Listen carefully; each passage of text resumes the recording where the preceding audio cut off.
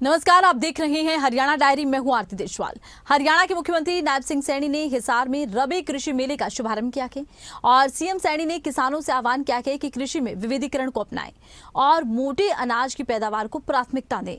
हरियाणा सरकार हमेशा किसानों के साथ खड़ी है और कृषि को लाभकारी बनाने के लिए लगातार ठोस कदम उठाए भी जा रहे हैं। मुख्यमंत्री ने किसानों को प्रोत्साहित करते हुए कहा है कि औषधीय पौधे, मधुमक्खी पालन, मशरूम उत्पादन, सब्जी, फूल और फल की खेती जैसे विकल्प अपनाकर किसान अपनी आमदनी को कई गुना बढ़ा सकते हैं। एक रिपोर्ट देखिए।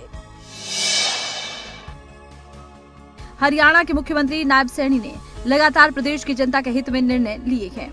हरियाणा सरकार की तरफ से शुरू की गई अनेकों योजनाओं का लाभ पात्र व्यक्तियों को मिल रहा है।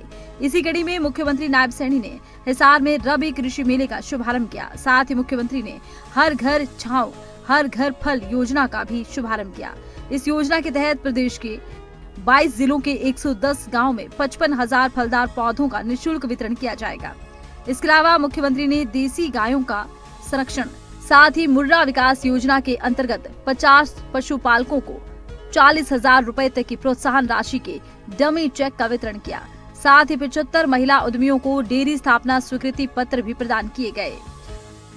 मित्रों, हमने ये भी बड़ा निर्णय लिया है कि हमारे जो पट्टेदार किसान थे, जो लंबे समय से काश्त तो कर रहे थे परंतु मालिकाना हक नहीं था, हमने विधानसभा के अंदर इसका कानून बनाया और पट्टेदार किसानों को उसका मालिकाना हक देने का निर्णय हमारी सरकार ने लिया है। मित्रों, हमने ये भी निर्णय किया है कि हमारे गांव के अंदर जो पंचायत भूमि के ऊपर अगर किसी ने मकान बनाया है और 20 साल से ज्यादा उसको वहां मकान बनाए हुए रहते हुए हैं तो उसको भी मालिकाना हक देने का काम हमने विधानसभा में कानून बना करके किया है। मुख्यमंत्री नायब सैनी ने विश्वविद्यालय परिसर में दत्तोपंत ठेगड़ी कृषि उद्यमिता स्थल का उद्घाटन भी किया।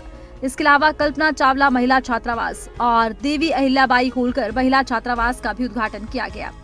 मुख्यमंत्री नायब सैनी ने कहा कि ये विश्वविद्यालय पूरे देश के लिए गौरव का केंद्र है, जहां वैज्ञानिक लगातार कृषि विकास और किसानों की समस्याओं पर शोध कर रहे हैं।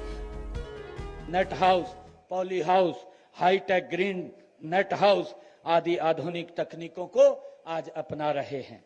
मुझे ये भी खुशी है कि हमने बागवानी को बढ़ावा देने के लिए सब्जियों व फलों के लिए भावांतर भरपाई योजना उसको भी लागू किया है और इस योजना के तहत अब तक हमने हरियाणा प्रदेश के अंदर 29,864 किसानों को 135 करोड़ रुपया, अगर मेरे किसान की फसल बाजार में कम दाम में गई है तो उसको भावांतर दे करके उसको भाव को समान करने का निर्णय हमने किया है और इसके तहत 135 करोड़ रुपया हमने किसानों तक पहुंचाने का काम किया है।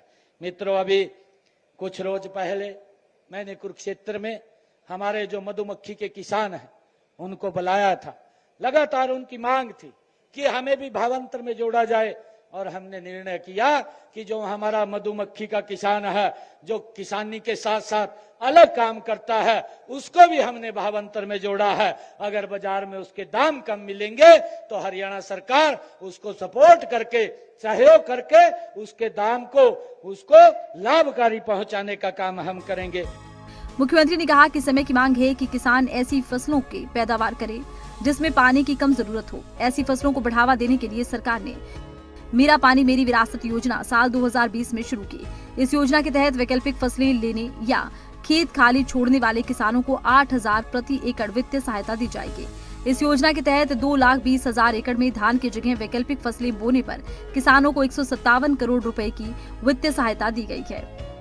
हमें यहाँ से यह संकल्प लेकर के जाना होगा कि हम आने वाली पीढ़ियों को ऐसी धरा सौंपे जो उपजाऊ भी हो और हरियाली से भरी भी हो। हम ये संकल्प लेकर के आज यहाँ से जाएंगे।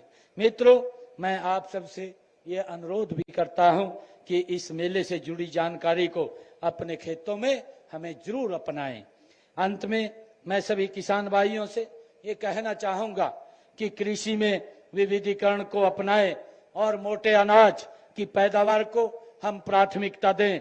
औषधीय पौधे, मधुमक्खी पालन, मशरूम उत्पादन, सब्जियों, फूलों और फलों की खेती आदि को अपनाना हमें चाहिए। उनसे हमारी और आय बढ़ेगी। इसके लिए सरकार आपको हर प्रकार की सुविधा में छूट देती है।